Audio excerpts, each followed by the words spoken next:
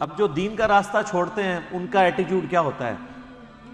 ان کے اندر دنیا کی محبت آ جاتی ہے، تو پھر ظاہر ہے کہ جب اللہ سے دوری ہوگی پھر مال کی محبت اور غلط قسم کے اخلاقی مسائل انسان کے ساتھ درپیش ہوتے ہیں، رذائل جنہیں ہم کہتے ہیں، اس کا ذکر اگلی صورت میں۔ وَيْلٌ لِكُلِّ ہُمَزَةٍ، بربادی ہے ہر اس شخص کے لیے جو تانے والی زندگی گزار رہا ہے، تانے دیتا ہے لوگوں کو پیٹھ پیچھے۔ الَّذِي جَمَعَ مَالًا وَعَدَّدَ، اور اس کی حالت یہ ہے کہ وہ مال جمع کرتا ہے اور اسے گن گن کر رکھتا ہے۔ اپنی حالت اس کی یہ ہے کہ پیٹھ کے پیچھے لوگوں کے عیب تلاش کرتا ہے، لوگوں کو تانے دیتا ہے، برائیاں بیان کرتا ہے، اور اپنی حالت یہ ہے کہ اس نے مال جوڑ رکھا ہے اور اسے گنتا رہتا ہے۔ یعنی مال کی محبت کے ساتھ یہ چیزیں اپلائیڈ ہیں کہ آپ کو مال کی محبت اس لیول تک لے جائے گی کہ آپ لوگوں میں عیب تلاش کرنا شروع کر دیں گے، لوگوں کی برائیاں نکالنا شروع کر دیں گے۔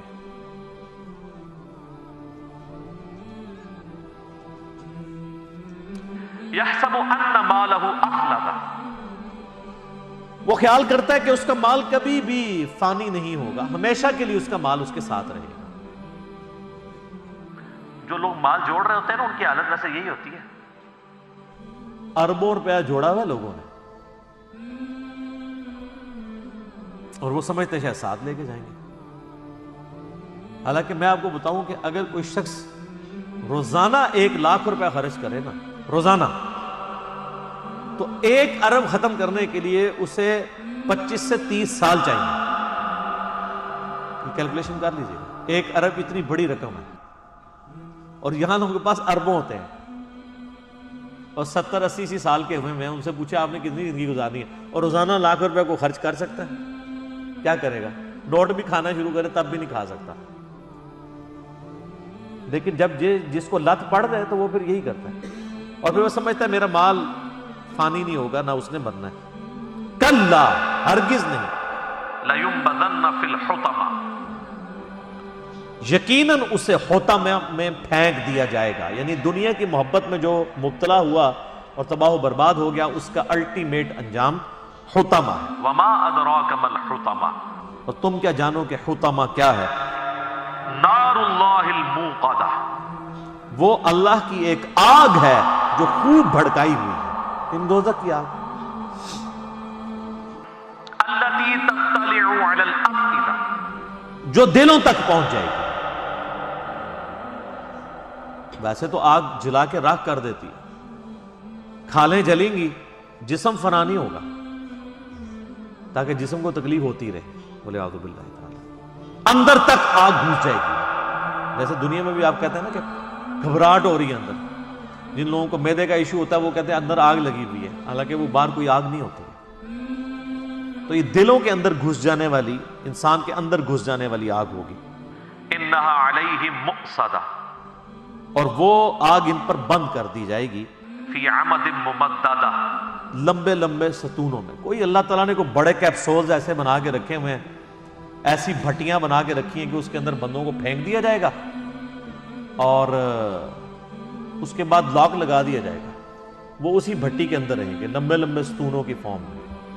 یہاں پہ بھی آپ دیکھیں نا، جو بڑی جیلیں ہوتی ہیں نا، وہ کہتے ہیں جی وہ جیلیں ایسی ہیں جی جس میں آپ لیٹ بھی نہیں سکتے، 4 فٹ بائی 4 فٹ کی جیل، اور آپ اسی کو ذرا کم کریں، اگر آپ 1.5 فٹ بائی 1.5 فٹ یا 2 فٹ بائی 2 فٹ کی جیل ہو جس میں آپ لیٹ بھی نہ سکیں اور کھڑی ہوئی حالت میں، اور اس میں انسان کو باہر سے آگ چھوڑ دی جائے، اندر آگ نہ جلائی جائے، تو کیا انسان کی حالت ہوتی ہے۔ رومن امپائر کی اگر آپ سزائیں دیکھیں نا یوٹیوب پہ، اگلے زمانوں میں وہ اپنے دشمنوں کو کیسے سزائیں دیتے تھے، تو انسان کے رونگٹے کھڑے ہو جاتے ہیں۔ بڑے بڑے انہوں نے بیل بنائے ہوئے تھے لوہے کے،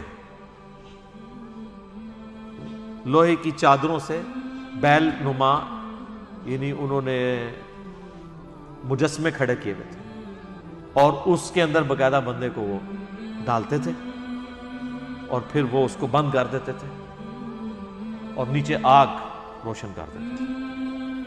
تو اس بندے کی جب چیخیں نکلتی تھی وہ جیسے کہ وہ ایک گائے کی چیخ نکلتی ہے نا تکلیف کے وقت، تو ویسی وہ گائے کے منہ سے چیخیں نکلتی تھی، اور اس کو وہ انجوائے کرتے تھے۔ یہ تکلیف دی جاتی تھی. تو یہی اسی قسم کی تکلیف ہے جو اللہ تعالیٰ ہمارا ہے کہ ہم انہیں آگ پہ بڑے بڑے ستونوں میں بند کر دیں گے آگ کے اندر اور ان کے اوپر آگ چھوڑ دیں گے اور آگ ایسی ہوگی جو ان کو جلا نہیں رہی ہوگی, اندر گھس رہی ہوگی, انسان کے اندر تک. یہ کوئی امیجن ہی نہیں کر سکتا. یہ یقین کریں قرآن لوگوں نے نہیں پڑھا تو اس لیے وہ سمجھتے ہیں کہ کوئی اللہ تعالیٰ کوئی نعوذ باللہ کوئی بڑی نانی اماں یا دادی اماں ہے, اس نے اینڈ پہ سب کو معاف کر ہی دینا ہے. اتنا آسان معاملہ نہیں ہے, یہ بڑا مشکل معاملہ ہے.